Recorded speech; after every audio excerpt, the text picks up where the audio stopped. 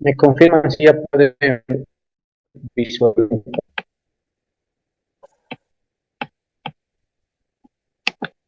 Sí, Doc, se ve. Ya.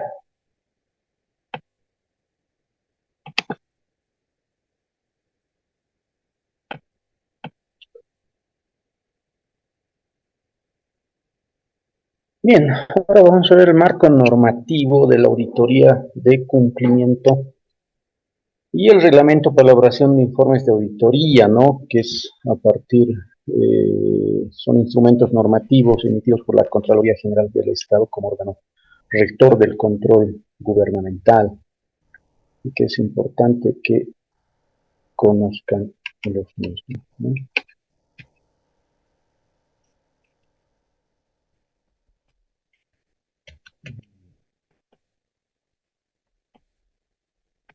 Yo tengo problemas con pantalla completa.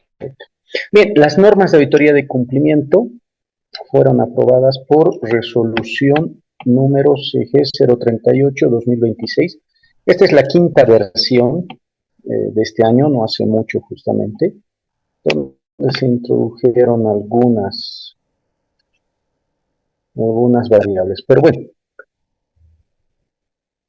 ¿qué es la auditoría de forma general? Bueno, viene a ser esa acumulación y evaluación objetiva de evidencia para establecer e informar sobre la correspondencia entre la información examinada y los criterios establecidos, ¿no? Les decía lo que viene a ser condición, criterio, ¿no? Condición, pues la información que se está analizando, es decir, qué es lo que se hizo en la operación, y los criterios establecidos viene a ser el contraste de la norma jurídica que debía aplicarse.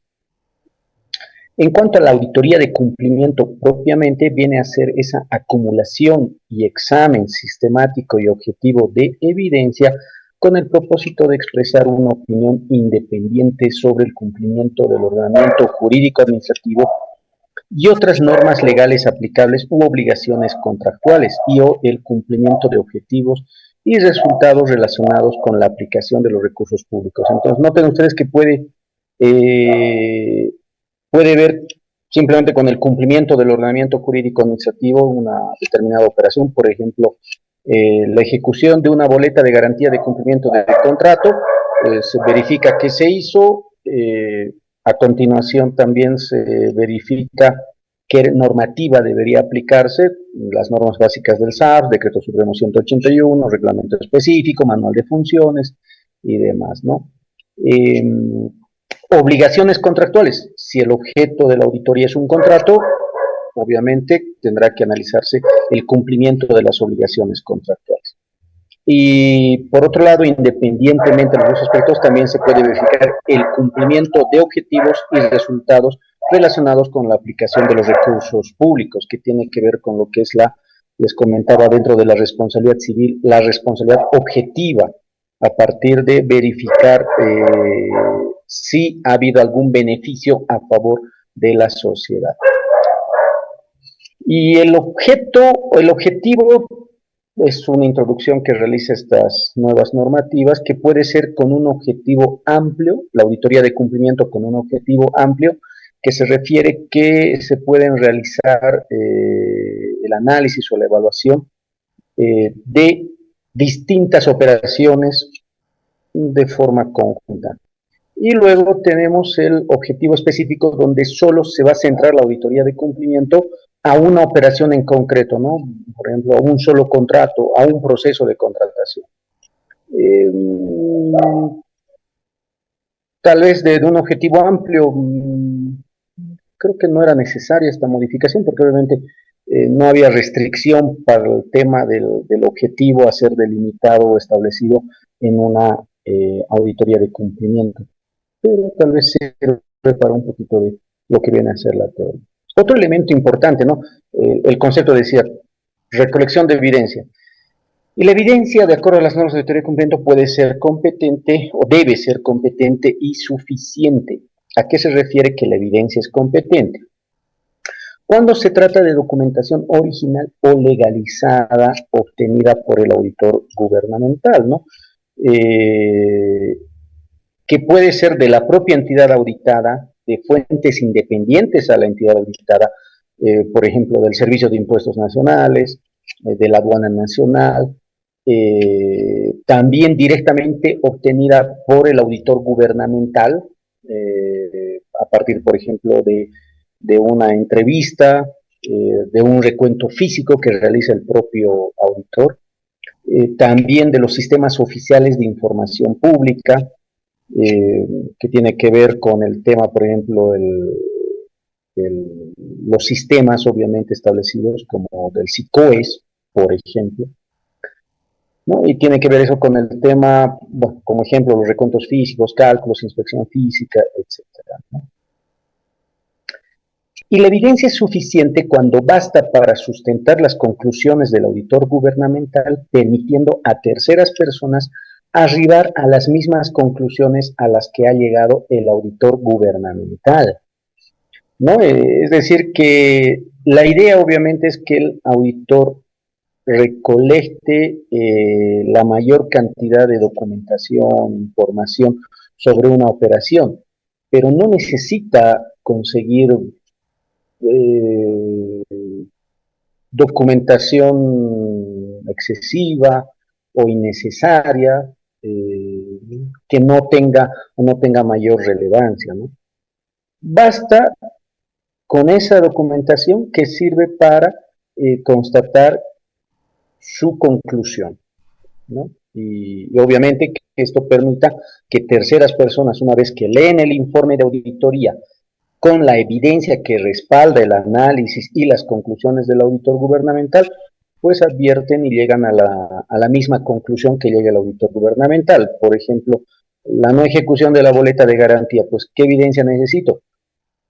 Pues justamente la boleta de garantía que establece la fecha en que constaba la fecha en que debía ejecutarse la boleta de garantía, bastará una certificación, por ejemplo, de la entidad aseguradora que señale que no se hizo efectivo el cobro de la entidad de esa boleta de garantía, eh, señalando que obviamente no llegó ningún requerimiento, resolución por parte de la entidad.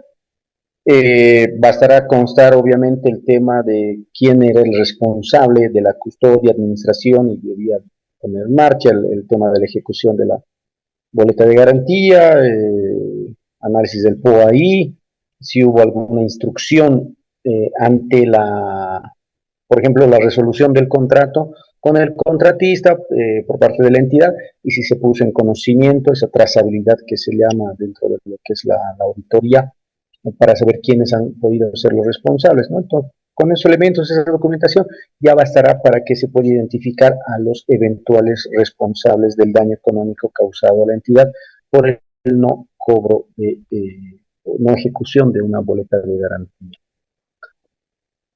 Tipos de informes emergentes de una auditoría de cumplimiento, pues tenemos el informe con hallazgos que dan lugar al establecimiento de indicios de responsabilidad por la función pública. Luego tenemos el informe que demuestra que en el objeto auditado se constató el cumplimiento del criterio aplicable al mismo, pudiendo reportarse hallazgos de control interno vigentes a la fecha de conclusión de la auditoría. Por ejemplo, ¿a qué se refiere esto? Misma operación, boleta de garantía. Se hace la auditoría y se constata que sí, efectivamente hubo el cobro de la boleta de garantía muy al filo, y ahí pero auditoría advierte que no hay un procedimiento establecido con el fin de que se prevea el control de la vigencia de las boletas de garantía. Entonces ahí, si bien no hay un hallazgo con indicios de responsabilidad, pero el auditor puede recomendar, por ejemplo, que se introduzca una medida de control interno. Les explicaba a las anteriores clases qué es el control interno, la minimización de riesgos. Entonces,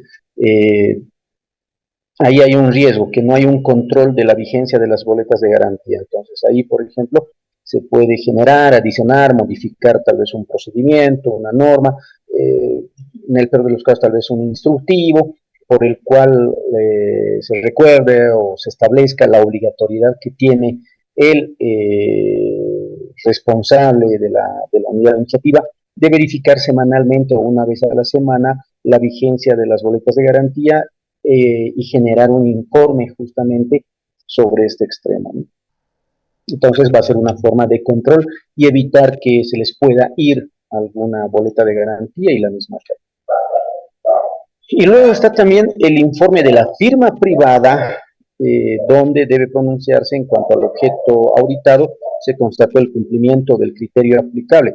Y si es que no, pues se reportará el incumplimiento y los posibles responsables. Sin embargo, la firma privada no puede establecer indicios de responsabilidad por la función pública, necesariamente esto debe realizarse a través de la unidad de auditoría interna o la propia Contraloría o la unidad de auditoría interna del órgano. Bien, ahora vamos a ver el reglamento para elaboración de informes de auditoría con indicios de responsabilidad que fue aprobado por resolución número CG 018 que fue de 2024, ¿no? Del 4 de marzo. Estos son los principios que establece este reglamento, que son de buena fe, celeridad, economía, eficacia, eficiencia, independencia, imparcialidad, legalidad, objetividad, oportunidad. Vamos a ver justamente los más relevantes. El principio de oportunidad, ¿a qué se refiere? Se debe analizar la pertinencia de las operaciones, la conclusión del informe de auditoría en plazo y la comunicación de los resultados de forma pronta, tanto a las autoridades responsables para el uso del informe, también la obtención de los resultados esperados de la auditoría, ¿no? No se trata, por ejemplo, de auditar por auditar, ¿no?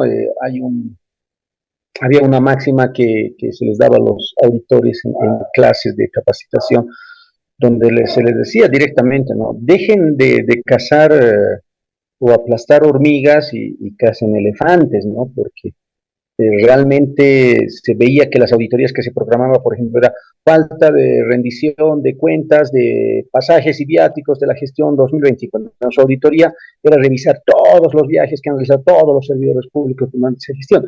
Y claro, el hallazgo, sí, los hallazgos eran pues reportados de 2.000, 3.000 bolivianos, o alguna responsabilidad administrativa, etcétera, pero en la misma entidad habían contratos de 2 millones, 3, 5 millones de bolivianos que no eran objeto de auditoría.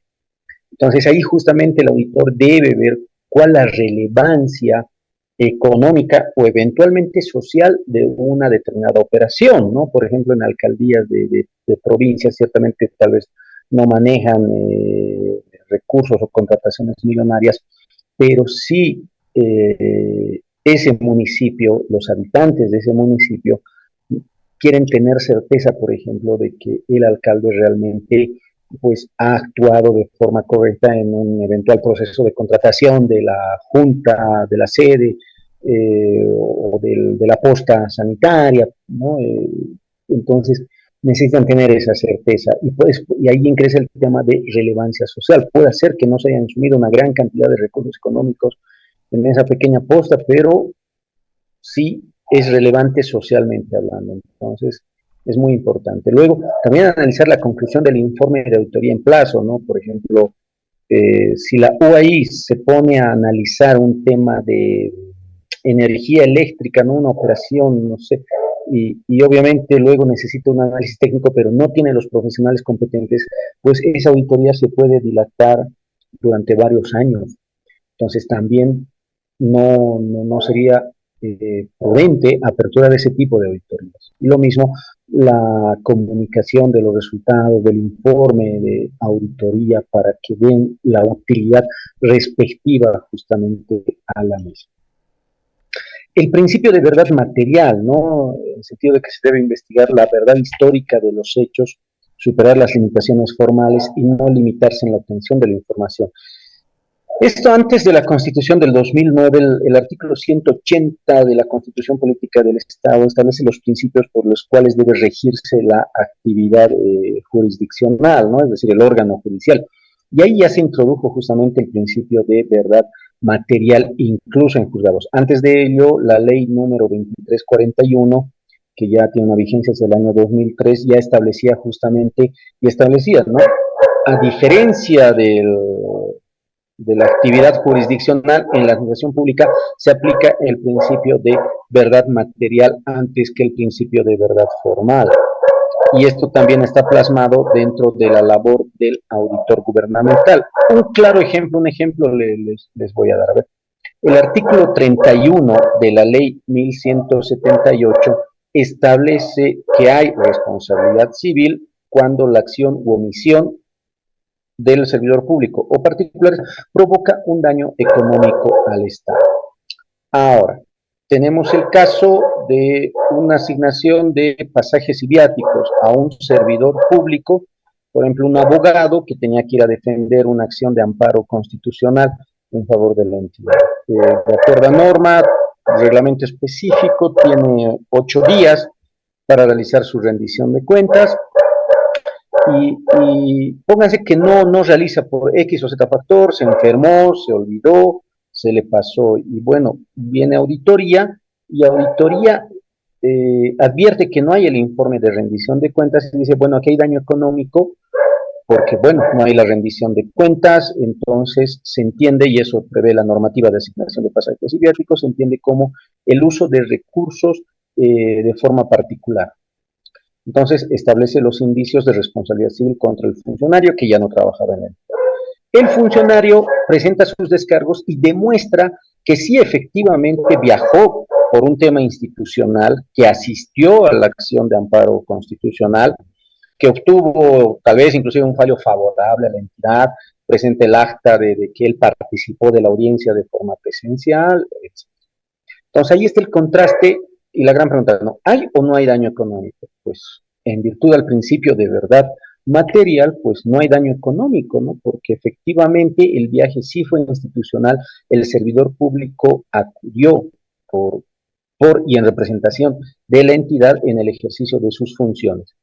Pero incumplió la norma, me van a decir, claro que sí, pero eso da lugar a lo que es la responsabilidad administrativa, no así la civil. Y algunos dirán, pero un momento, el decreto supremo de asignación de pasajes y viáticos señala que cuando no se realiza la rendición de cuentas en el plazo se considera un gasto particular, entonces por ende.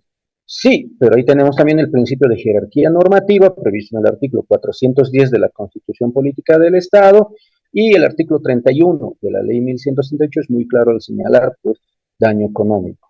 Y de acuerdo a la reglamentación de la Contraloría, ¿qué es daño económico? El perjuicio económico cierto, real, causado a la entidad. Entonces, ahí aplicando, además de que está plasmado en sentencias constitucionales, que obviamente tiene un carácter de vinculatoriedad en cuanto a su ratio decidendi. Entonces, en virtud de todos los elementos, se aplica el principio de verdad material por parte del auditor y ahí corresponderá dejar sin efecto los indicios de responsabilidad civil inicialmente establecidos, ¿no? Porque si se aplicara el principio de verdad formal, pues se agarra y ya, ¿no? O sea, lo siento, no presentarse dentro de plazo y hay daño económico.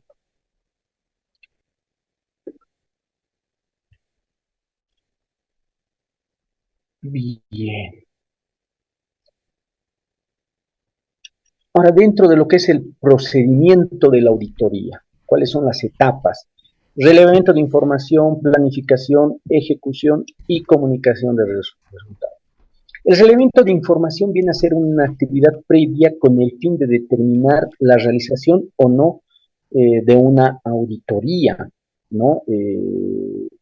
Con el fin de no insumir insulsamente recursos humanos en una auditoría justamente y que ésta no llegue a buen puerto. La idea es decir, no se puede ingresar a un cuarto oscuro y ver qué puedo agarrar. Para eso es el evento de información, es decir, entrar al cuarto oscuro, prender la luz y ver dónde se podría realizar justamente la auditoría, si vale la pena realizar la auditoría a una operación determinada, ¿no? Y más adelante vamos a ver justamente lo que es la auditoría inmediata, que es producto de los elementos de información. Luego viene la planificación, es muy importante para los auditores, ¿no? El famoso MPA, Memorándum de Planificación, donde prácticamente ya se establece el norte, la ruta crítica de realización de la auditoría, donde ya el auditor tiene una idea de justamente dónde pudo haber los incumplimientos normativos, si hay incluso algún daño económico, etcétera, ¿no? O sea, ya tiene todo muy delimitado. Luego viene la fase de ejecución propiamente de la auditoría en cuanto ya a la recolección de la evidencia, etcétera, y formulación, obviamente, del trabajo de auditoría. Y finalmente se pasa a la fase de comunicación de resultados, que en el caso del informe preliminar tendrá que ver con la notificación a los involucrados con los hallazgos de auditoría, ¿no?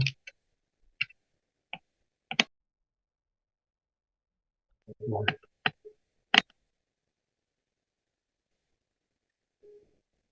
Entonces, en cuanto al reglamento de información, decía, ¿no? Toda operación administrativa o actividad vinculada con el uso de recursos económicos públicos es auditable. Partimos de ahí, ¿no? Toda operación administrativa es auditable. Pero el auditor en el reglamento puede determinar la no realización de la auditoría por la escasa relevancia social o económica. También puede pronunciarse por la auditabilidad inmediata o auditabilidad inmediata, ¿no? Entonces viene a ser esta fase del evento de información una etapa y o actuación independiente de la auditoría que consiste en cualquier acto de toma de conocimiento de una determinada operación o actividad sin necesidad de emitirse informe, pero sí con un pronunciamiento expreso, ¿no? Ahora bien, lo que les mencionaba en cuanto a la auditabilidad, ahí debe analizarse que la auditoría debe observar los principios de oportunidad, resultados, eficiencia, eficacia y economía. En tal sentido, el pronunciamiento, bueno, va a ser justamente conforme señalado. ¿Y qué es la auditabilidad inmediata? Implica la decisión de iniciar la auditoría de cumplimiento en la misma gestión o programarla para la siguiente por la relevancia de la operación o actividad. Y nuevamente ingresamos al concepto de relevancia económica o relevancia social, es decir, que es muy urgente, que sí vale la pena realizar la auditoría esa misma gestión o eventualmente programarla para la siguiente gestión, pero eso es el concepto de auditabilidad inmediata. En cambio, la auditabilidad inmediata implica la decisión de no inicio de la auditoría de forma inmediata en consideración a la baja relevancia de la operación o actividad analizada, ¿no? Lo que les decía, por ejemplo, se ha advertido que un funcionario no realizó su rendición de cuentas, de pasajes, y voy a hacer una auditoría, pues no, ¿es auditable la operación? Sí, pero entra el concepto de auditabilidad inmediata, ¿no? Entonces, ¿qué quiere decir esto? Hay un análisis de los importes económicos menores al gasto de auditoría. ¿Cuánto me cuesta hacer una auditoría? ¿No? Ahí, por ejemplo, se hace un análisis de horas hombre, ¿no? Por ejemplo, ¿cuánto me va a tomar realizar una auditoría? Sí, es sencilla, pero por lo menos me va a tomar un mes. ¿Qué vayan a estar para eso? Un auditor, un supervisor y el jefe de la UAI. Un auditor a tiempo completo, su sueldo es 10.000 bolivianos. El supervisor a medio tiempo, por hace 15 días, gana 16.000, 8.000 bolivianos. El jefe de auditoría gana 18.000, 9.000 bolivianos, ¿no? Entonces hasta ahí ya tengo 18.000, 27.000 bolivianos. El área legal, lo propio, gasto similar, 23.000 bolivianos. Ya tengo ahí solamente en pago de salarios 50.000 bolivianos para pretender recuperar una falta de rendición de cuentas que asciende a un costo de 3.000 bolivianos. Entonces, obviamente ahí pues no vale la pena ejecutar de forma inmediata esa auditoría. Entonces ahí justamente por eso señala que debe detallarse en un informe los recursos que se necesitarían para realizar el trabajo de auditoría e incluso el inicio de acciones legales. Entonces pasa justamente por el tema de relevancia económica. Pero ojo, y ahí como les decía, en algunos casos puede analizarse la relevancia social, ¿no? Y especialmente en alcaldías de provincia o por la exigencia de un sector, obviamente, de la sociedad que quiere tener clara, los resultados en cuanto al uso de recursos económicos por parte de una autoridad independientemente de la cuantía. Ahora bien, la decisión de auditoría inmediata no se constituye en una decisión final de no realización de la auditoría, pudiendo disponerse la realización de la auditoría de cumplimiento siempre que tenga la disponibilidad de recursos humanos y financieros y se hubiera cumplido con la priorización de otros trabajos de auditoría. Es decir, que solo corresponderá realizar esta auditoría que está bajo el concepto de auditabilidad inmediata una vez que realmente el auditor pues no tenga mayor trabajo de mayor relevancia, solo en esos casos. Ahora bien, en cuanto al informe de auditoría preliminar, viene a ser una opinión técnica oportuna y de alta calidad que cuenta con la siguiente estructura mínima, ¿no? Antecedentes, ¿qué fue lo que motivó la auditoría? Fue en base a una denuncia de oficio, un relevamiento de información que hizo el auditor, emergente de una auditoría financiera previa, etc. Objetivo del examen, ¿no? ¿Cuál es el propósito? Pues emitir una opinión independiente que puede ser sobre el cumplimiento del ordenamiento jurídico administrativo, un contrato o los resultados de los recursos económicos. El objeto, ¿cuál es la actividad u operación que se está justamente analizando en la auditoría? Alcance, el periodo sujeto a examen. Cuanto a la metodología, bueno, las técnicas y procedimientos empleados, así como la normativa aplicada. En cuanto a resultados del examen, pues se identifica el hallazgo, ¿no? Claramente, por ejemplo, pago de cantidades en exceso en la obra X, ¿no? Les daba, creo, un ejemplo de se estaba construyendo una escuela y en un aula se advierte que supuestamente se ha utilizado 10.000 ladrillos, pero en realidad fueron 4.000, entonces 6.000 se pagó en exceso. Entonces ese es el hallazgo, ¿no? Cantidades en exceso incorrecta o indebidamente pagadas. ¿Qué es la trazabilidad? La trazabilidad viene a ser la reconstrucción histórica y cronológica de la operación, ¿no? Es como una línea de tiempo y desde el inicio, con qué se inició, quién actuó de qué manera, quién hizo qué, quién no hizo lo que tenía que hacer, etcétera. Y en base a esa trazabilidad se va a determinar en qué momento fue la acción u omisión que provocó el daño económico y por ende el posible responsable de ese daño económico, por ejemplo, ¿no? Cuando se trata de indicios de responsabilidad civil. Los datos completos de las personas involucradas, sus cargos o condición de participación, si es por ejemplo un particular, los documentos generados, información y, bueno, detallarse las acciones y u omisiones de cada persona involucrada. Incluso también se debe mencionar por qué no se está involucrando en un hallazgo de responsabilidad civil a una determinada persona o servidor público que participó en una operación. Se debe indicar claramente la normativa legal de respaldo u obligaciones contractuales cuando corresponde. Se debe realizar el análisis de los hechos en relación a la normativa legal citada, ¿no? Lo que tantas veces ya les he mencionado, condición, criterio. En cuanto a los resultados del examen, pues se va a identificar las observaciones que dan lugar al establecimiento de indicios de responsabilidad por la función pública. Se debe sustentar la no inclusión de indicios de personas que participaron en la operación auditada, identificación del nexo de causalidad, la suma líquida y exigible cuando obviamente se trata de tema civil, identificación de los presuntos involucrados y señalar el informe legal y técnico si corresponde de respaldo. Bueno, aquí el informe legal es obligatorio en los informes de auditoría de cumplimiento con indicios de responsabilidad por la función pública, es de inexcusable cumplimiento un informe legal que respalde justamente estos hallazgos de posibles responsabilidades. Y luego las conclusiones y la recomendación. En cuanto al informe de auditoría ampliatorio, viene a ser también una opinión técnica que resulta del análisis de los descargos presentados y se emite cuando se involucran a otras personas, se incrementa el monto del cargo inicial o cambian aspectos relacionados con la identificación de indicios, ¿no? En pocas palabras, la fundamentación de fondo del hallazgo inicial plasmado en el informe preliminar. Y el informe ampliatorio viene a ser como una suerte de otro informe preliminar. La estructura del informe de auditoría ampliatorio es similar al informe de auditoría preliminar, ¿no? Donde va a tener una estructura de antecedentes, la presentación de descargos a partir de los cuales se estaría emitiendo el informe ampliatorio, las conclusiones y las recomendaciones. Ahora, en cuanto al informe de auditoría complementario, el informe preliminar y el eventual informe ampliatorio es puesto a conocimiento de los involucrados para que presenten sus descargos, sus argumentos de defensa y documentación de descargo propiamente, y en base al cual el auditor está obligado a evaluar los mismos, ¿no?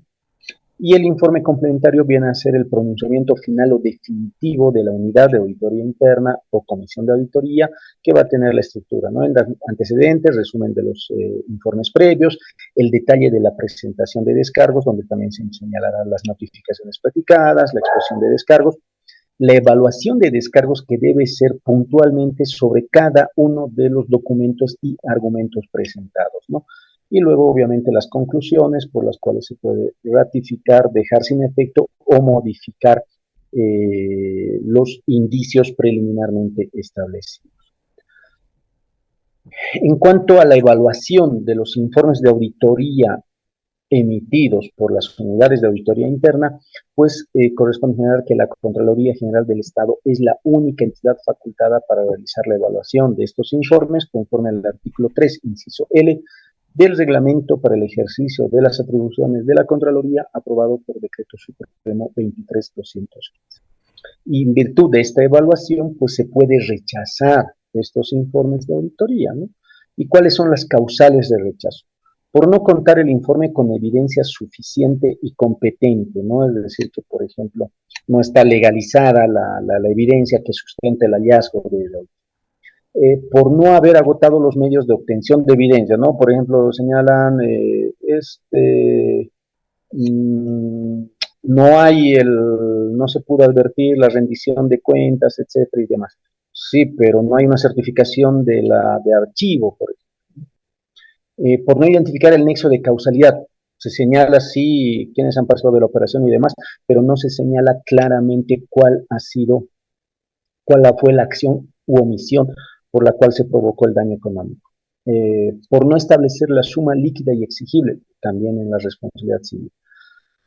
Por no fundamentar la exclusión de personas que participaron en la operación, es decir, en la trazabilidad se explica que participaron 5 personas, pero solo se involucra 3, a 2 no se las involucra, no se señala por qué.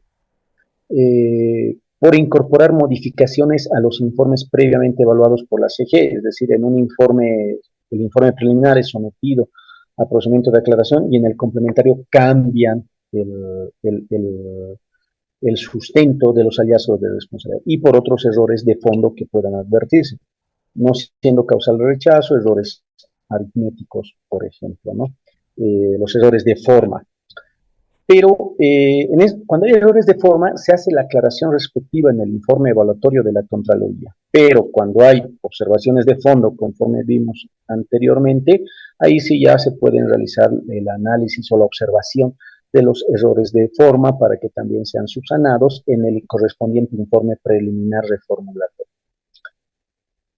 También, cuando sea viable la aprobación de los informes de auditoría, se pueden hacer aclaraciones pertinentes en los informes evaluatorios de la Contraloría, complementando el análisis técnico-legal sin incidir en las conclusiones del informe de auditoría, ¿no? Por ejemplo, no se estableció indicios de responsabilidad civil contra el contador, el informe de auditoría señala el contador, de acuerdo a su manual de funciones, solo procedía al registro de la operación contable, no teniendo facultades de disposición. ¿Estaba en ese argumento? Sí. ¿Es válido? Sí. Entonces ahí la Contraloría en su evaluación dirá, este argumento es válido de la OI, incluso debe considerarse la jurisprudencia ordinaria emitida sobre la participación del contador, señalada en el auto supremo número tal.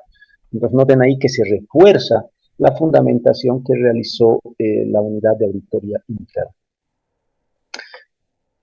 Bien, ahora pasamos a la fase de preguntas. Les cuento, miren que con ustedes avanzamos rápido nomás.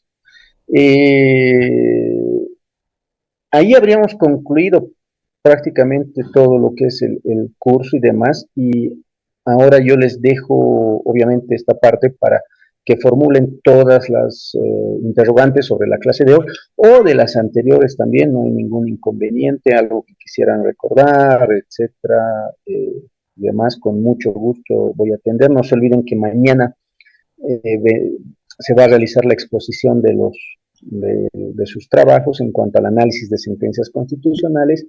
Voy a aprovechar de hacer en lo que se pueda un ejercicio de cómo sería más o menos el examen ya para el día jueves, que va a ser oral, para que eso no va a tener obviamente una ponderación de nota, ¿no? Pero sí tal vez vamos a hacer ese ejercicio que les puede servir. Sí, doctora Yuke, dígame. Doctor, la pregunta, en el caso cuando nos estaba hablando sobre el tiempo, el tiempo que se tiene que tomar para la auditabilidad mediata, me dice que se puede programar para el siguiente año de acuerdo a la relevancia, entiendo, del caso. La ¿Cuál? inmediata, la auditabilidad inmediata. La inmediata, sí, entiendo que puede ser dentro del año, ¿no? Sí, o para la siguiente gestión. O para la siguiente gestión. Pero en el caso de la mediata, No hay plazo. Puede ser a la subsiguiente gestión, puede ser después de 3 años, de 4 años, de 5 años, ¿no? Y esto ¿por qué? Porque, bueno, la responsabilidad civil hemos visto que es imprescriptible, entonces no hay apuro, ¿no? ok, entonces eso va a estar a criterio del auditor, de acuerdo a lo que determine. Criterio, pero con la debida fundamentación de por qué está tomando la decisión de que esa operación la considera como una operación de auditabilidad mediata. Por el monto, por eso, por ejemplo, les decía, ¿no? Sí, hay una denuncia porque no ha habido la rendición de cuentas del servidor público Pepito Pérez, si bien se advierte sí que no habría esta rendición de cuentas y sí corresponde, es viable la auditabilidad de esta operación, sin embargo va a ingresar el concepto de auditoría inmediata. ¿Por qué? Porque el probable daño económico que se pudiera llegar a identificar va a alcanzar a la suma de 3.000. Sin embargo, la unidad de auditoría interna, juntamente con el área legal, pues va a insumir 50.000 bolivianos para realizar esta auditoría. Entonces, es incongruente gastar 50.000 bolivianos para procurar recuperar 3.000 bolivianos, ¿no? Eso se daba mucho antes, habían dictámenes de responsabilidad civil por 200 bolivianos, ¿no? Y que además tenía devoluciones y demás. Solo un par de notificaciones por edictos, solo la notificación por edictos que realiza la unidad de auditoría interna, pues se erogó 1.500 bolivianos, ¿no? Y el hallazgo es de 200 bolivianos, entonces un absurdo total. Está bien. Doctor, la siguiente pregunta. En el caso de la evaluación de la Contraloría es donde un poquito me he perdido. Cuando hablaba sobre las causas de rechazo del informe preliminar, entiendo que ahí ya nos ha dado las condicionantes por las cuales se puede hacer el rechazo. Sí, Eh, pero en el caso de que haya cumplido con todos los lineamientos que exige la auditoría, la evaluación de la Contraloría ya sería el aprobando. bueno, aprobado, cuando es de la auditoría de la entidad, ¿no es cierto? Con una auditoría Sí, interna. Ya. sí, cuando es de la UAI y ha cumplido este informe de auditoría, ha cumplido con las normas de auditoría gubernamental y las normas de auditoría de cumplimiento, y no hay errores de fondo justamente o aspectos de fondo, entonces la Contraloría, su evaluación se pronunciará por la aprobación de este informe de auditoría. Entonces tendría dos pronunciamientos. Podría ser la aprobación en caso de que cumpla con todos los lineamientos o en su defecto el rechazo Sí, con los aspectos que nos ha mencionado. Ahora, con sí, relación, eso tiene cuando se habla de la UAI, cuando se hacen auditorías internas. uh-huh, ¿Qué pasa sí. en los casos cuando es la Contraloría la que realiza la auditoría desde un inicio? En esos casos, ahí le comento una fase de inspección al interior de la propia Contraloría. Es decir, hay una comisión de auditoría que funge como la UAI, y una vez que concluye su informe de auditoría pasa a un filtro que es justamente de inspección, que igual realiza una evaluación justamente, que son otros funcionarios que no han participado de la ejecución de esa auditoría y justamente verifican el cumplimiento de las normas de auditoría y demás, ¿no? Y en esa inspección igualmente pueden proceder a la devolución o sería una inspección sin observaciones, ¿no? Entonces, en ese caso es una inspección con o sin observaciones. Si es con observaciones, se devuelve a la comisión de auditoría para que corrijan lo observado. Y si es sin observaciones, ya pasa al siguiente filtro de emisión ya del informe de forma oficial, ¿no? Está bien, doctor. Gracias por la aclaración. No tiene por qué. Doctor Jaime Ramos. Doctor, sí, Jamie. Jaime, Doctor, perdón, dígame. doctor, una consultita es sobre lo que estaba diciendo de las exposiciones del análisis. Tenemos que exponer Uh lo -huh. que investiguemos. Eso no entendí bien Sí, sí, sí, cómo. la sentencia constitucional, exacto. Ah, ya, El ¿eso trabajo cuándo de se la va a sentencia revisar? constitucional. Lo que- ¿Mañana, doctor? ¿Perdón? Mañana, Ese... mañana es eso. Ah, Sí, ya, ya. mañana exponen. Ah, ya, ya, doctor, muchas gracias. No tiene por qué. Doctora Valverde, Doctor, es una consulta. oh, perdón, doctor Valverde, dígame. No se preocupe.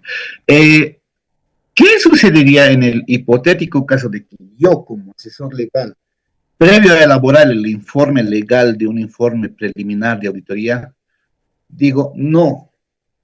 En un hipotético caso de que una funcionaria haya sacado dinero para pagar aportes a la seguridad a largo y a corto plazo, pero no lo haya hecho, no lo haya hecho, ¿no? Se le ha notificado en la sustanciación del informe preliminar, pero tampoco ha presentado descargos y no ha manifestado nada. Entonces yo digo, no, aquí no hay responsabilidad penal. ¿Por qué? Porque esta funcionaria, pese a que se le ha notificado para que presente descargos o devuelva el dinero, no lo ha hecho. Entonces, esa conducta, ya para mí, como asesor legal, se adecua al tipo penal de peculado, porque no ha devuelto el dinero.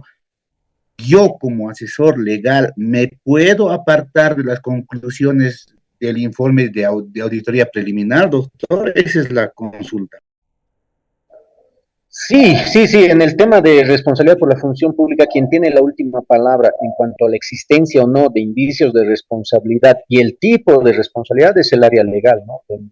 Porque primero se emite oficialmente el informe legal y es el informe de auditoría el que debe cuadrarse, por así decirlo, al informe legal, ¿no? Hay auditores que la verdad que se creen más abogados y son los que quieren definir y demás, pero no, en el reglamento está clarísimo de que es el área legal el que define la existencia o no de responsabilidad civil, o perdón, de algún tipo de responsabilidad por la función pública. Y segundo elemento es también la que señala quiénes son. Entonces asume la responsabilidad del área legal en cuanto al tema de responsabilidad por la función pública, ¿no? Pero ojo, siempre debe considerarse el tema también de derecho penal de última ratio, ¿no? Por ejemplo, una no rendición de cuentas, viáticos, peculado, pues no rayaría, digamos, es un tema de la civil, pero entiendo que era un ejemplo, ¿no? Que usted brindaba, pero ciertamente ahí quien debe allanarse al pronunciamiento legal es la comisión de auditoría y no viceversa. No es que el área legal, si el auditor dice, no, para nosotros es responsabilidad civil o responsabilidad penal o es administrativo, no, este no es involucrado, no. La labor del auditor gubernamental en una auditoría de cumplimiento básicamente es en cuanto a la trazabilidad de la operación y la recolección de la evidencia, ¿no? Pero ya la valoración, reitero, de si hay o no hay responsabilidad por la función pública o los elementos mínimos para una responsabilidad y quiénes son los probables involucrados y los no involucrados también es el área legal. Muchas gracias. No tiene por qué. ¿Alguien más? En el caso Sí. volviendo al tema de la auditoría por la Contraloría, en el caso de que se esté haciendo el relevamiento del informe preliminar, la entidad que está siendo auditada puede solicitar en algún momento la información sobre ese proceso de auditoría y Una vez concluido. antes de eso no. No, porque está en pleno, Y obviamente, procesamiento y demás, ¿no? en caso de que ese informe que hagan conocer, una vez concluido y se haga conocer y tengan algunas observaciones a esa auditoría, ¿se puede presentar alguna objeción o algo, doctor? Eh, por parte, ¿qué tipo de auditoría estamos hablando? ¿La auditoría de cumplimiento? Sí, de una auditoría de cumplimiento. Bueno, en una auditoría de cumplimiento, los únicos que pueden presentar sus descargos son los involucrados, ¿no? No así la entidad. Ahora, lo que sí puede plantear la entidad es una reconsideración al dictamen de responsabilidad civil. Eso es muy distinto, ¿no? Por si acaso. Es decir, una vez que se concluye el trabajo de auditoría, se emite un dictamen pues la entidad como tal puede plantear una reconsideración al dictamen de responsabilidad civil, ¿no? Que alguna vez lo han hecho, por ejemplo, en una entidad se establecieron indicios de responsabilidad civil por pagarse el índice de efectividad y pues obviamente se observó este tema porque no había respaldo normativo, se emitió el correspondiente dictamen de responsabilidad civil y la entidad fue la que planteó la reconsideración del dictamen porque señalaba obviamente que le iba a causar un serio perjuicio con los propios trabajadores, que iba a afectar el normal desarrollo de la entidad, etcétera, ¿no? Bueno, hizo uso de sus argumentos que no fueron obviamente atendidos favorablemente porque, bueno, virtud justamente al principio de legalidad, ¿no? Pero sí, al dictamen sí puede plantear la entidad una reconsideración. Entonces eso al dictamen y no hacía los informes preliminar. Ahora, doctor, No, al preliminar para nada, ¿no? Pero obviamente cuando hay un complementario, emerge el dictamen, en la reconsideración, la observación, más que al dictamen, obviamente ya va a ser tanto al informe preliminar como al complementario, porque estos son los informes que sustentan la emisión del dictamen de responsabilidad. ¿tenemos un plazo como entidad para eso, doctor? La reconsideración, sí, creo que es 30 días, no estoy seguro, pero está en la página de la Contraloría el procedimiento de reconsideración y, como le digo, creo que es un poquito de memoria, pero sí hay un plazo, que si mal no recuerdo es 30 días. Está bien, doctor, muchas gracias. No tiene por qué. Doctor, buenas noches. Yo tengo una consulta. Sí, Eh, dígame, doctor. Anteriormente, cuando estaban vigentes las auditorías especiales, bueno, ocurría de que habían las firmas particulares, privadas, podían hacer auditorías especiales. Después creo la Contraloría les quitó esa facultad y Uh -huh. ahora que es auditoría de cumplimiento, se les vuelve a otorgar esa posibilidad de que puedan hacer la auditoría de cumplimiento. A lo que voy es a lo siguiente, muchas veces las nuevas MAES contrataban a estas firmas auditoras para que puedan buscar a todo dar indicios de responsabilidad contra la ex MAE para poder iniciar acciones judiciales en su contra, y muchas veces de donde no había sacaban. En este caso, si alguna firma auditora incurriera en eso, ¿hay algún régimen de responsabilidad específico para sancionarlos por ese tipo de hechos? ¿Qué responsabilidad tendría la firma auditora, doctor? Sí, a ver, hay un detalle, ¿no? A ver, sí, evidentemente en un principio cuando estaban las normas de auditoría especial, hace 15 años creo, las firmas privadas podían hacer auditorías especiales y podían llegar incluso a establecer indicios de responsabilidad, pero ojo, eso no directamente podían someter a un procedimiento de aclaración ni nada. Necesariamente ese informe de la firma privada debía remitirse a la unidad de auditoría interna o la Contraloría para que sea la unidad de auditoría que haga una nueva auditoría en base a la auditoría de la firma privada. Entonces, cuando se analizó ese tema, es que es un trabajo absurdo, es un gasto innecesario de recursos económicos, porque se está pagando a una firma privada para que haga una auditoría especial, pero su producto no va a servir para iniciar un proceso cautivo fiscal ni nada. ¿Y por qué? Porque igualito la UAI o la propia Contraloría hacen su trabajo igual, igual tienen que recolectar evidencia, etcétera y demás. Era realmente un gasto necesario y por eso es que en las normas de auditoría especial del año, creo, 2012, si mal no recuerdo, pues se toma la decisión de eliminar o suprimir o restringir, mejor dicho, la posibilidad de que las firmas privadas hagan auditorías especiales, porque era un gasto innecesario.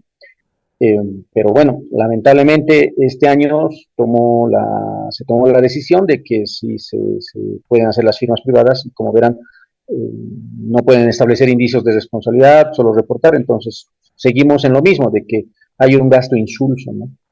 Y bueno, es una falencia normativa de las actuales normas desde mi punto de vista, pero sí hay un tema de responsabilidad también de la firma privada si es que esa auditoría de cumplimiento que ahora realice y no cumple con lo que vienen a ser las normas generales de auditoría ni las normas de auditoría de cumplimiento, entonces estaríamos frente a un incumplimiento del contrato de prestación de servicios que suscribió con la entidad y la firma sería obviamente responsable por el total de lo que hubiera recibido como contraprestación económica por el servicio de auditoría que había proporcionado, ¿no?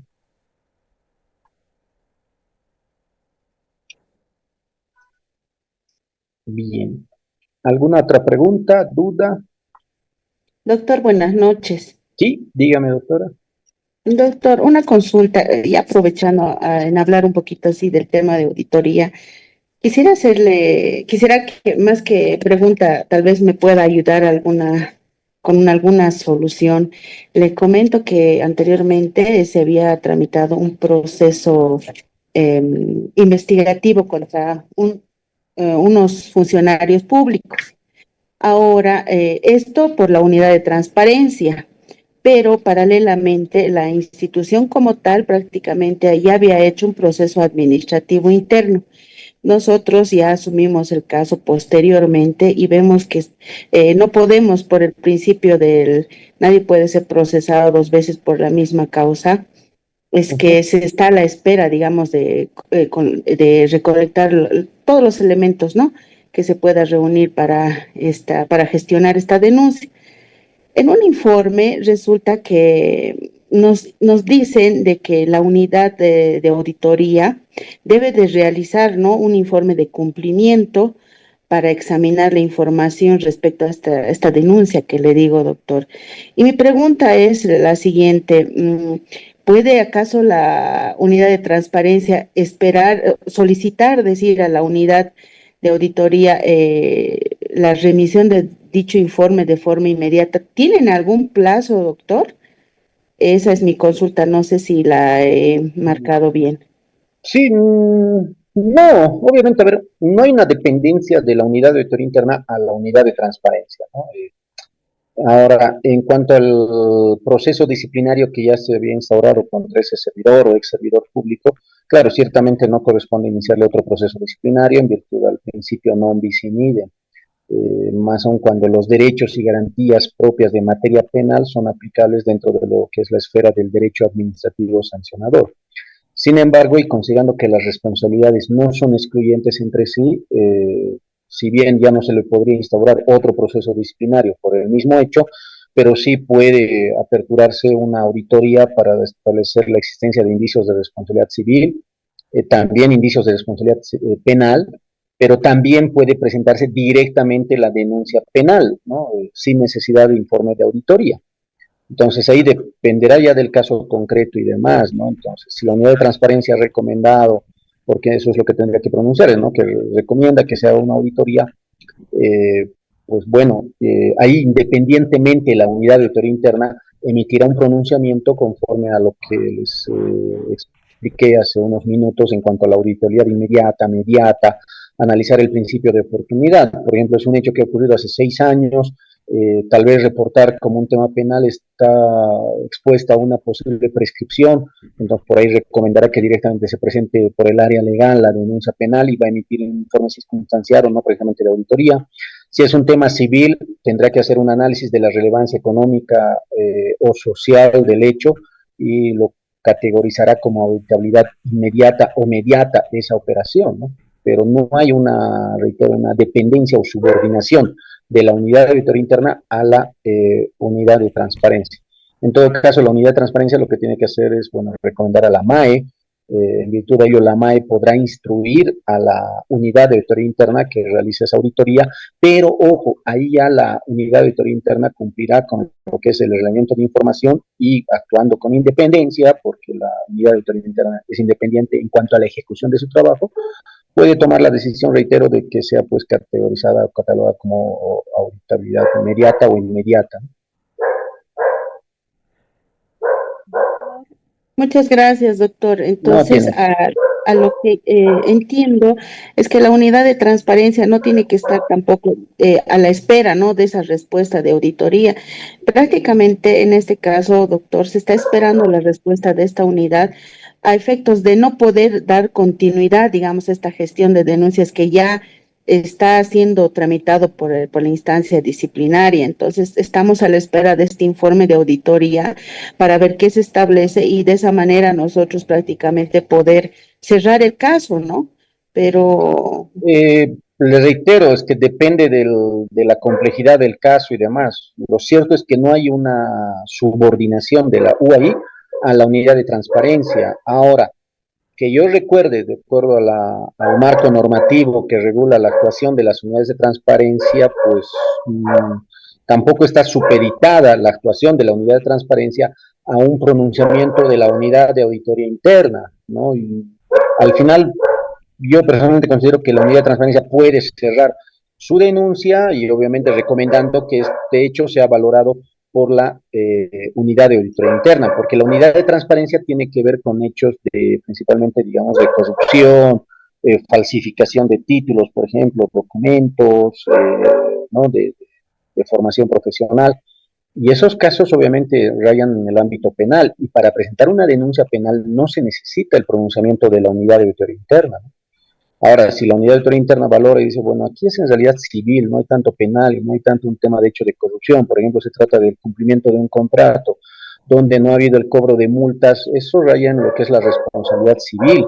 Entonces, y tampoco es considerado un hecho de corrupción, entonces por ese lado puede cerrar la denuncia, pero no considero muy apropiado esperar un pronunciamiento de auditoría interna para el pronunciamiento final de la unidad de transparencia, que se entiende también actúa con con independencia. Puede requerir informes a distintas unidades técnicas y demás, pero eso es otra cosa, ¿no? Por ejemplo, al área financiera que emita un informe sobre las operaciones financieras realizadas, sobre tal operación, etcétera. Claro, eso sí, pero no propiamente la unidad de auditoría interna que, reitero, actúa con independencia y únicamente depende de la máxima autoridad ejecutiva y no está subordinada a la unidad de transparencia. Muchas gracias, doctor. No tiene por qué, doctor. Doctor, Bien, ¿alguien más? doctor, una Sí, última pregunta. Para poder hacerme entender, tal vez exponerle un caso. ¿Qué pasa en los casos? He tenido un caso en proceso administrativo. Salió con responsabilidad administrativa por una omisión de descuento y que en la parte de contabilidad se omitieron un descuento a uno de los beneficiarios y se les pagó la totalidad del dinero de sus aportes debían, cuando tenían un préstamo. Entonces el contador omitió ese descuento y recogió sus aportes completos, el prestatario, podríamos llamarle. Gracias a eso se complica la recuperación de esa omisión de descuento. Obviamente, si la obligación sigue vigente, se realizan otras acciones para que el prestatario pueda devolver el adeudo, ya que no se le pudo descontar de los aportes que estaba habilitado el descuento. Aquí, si bien hay una responsabilidad administrativa, ¿cómo se podría determinar que también podría haber una posible responsabilidad civil o podría darse también ya el indicio de responsabilidad? Aquí está mi duda. En el caso de que, bueno, mi duda era, en este momento no podría yo hablar de una responsabilidad civil porque todavía están los mecanismos para la recuperación de ese dinero por omisión. O es que podría iniciar la responsabilidad civil por el daño emergente y lucro cesante de ese capital que tendría que estar trabajando con la entidad. Esa es mi duda, doctor. No sé si me dejé entender.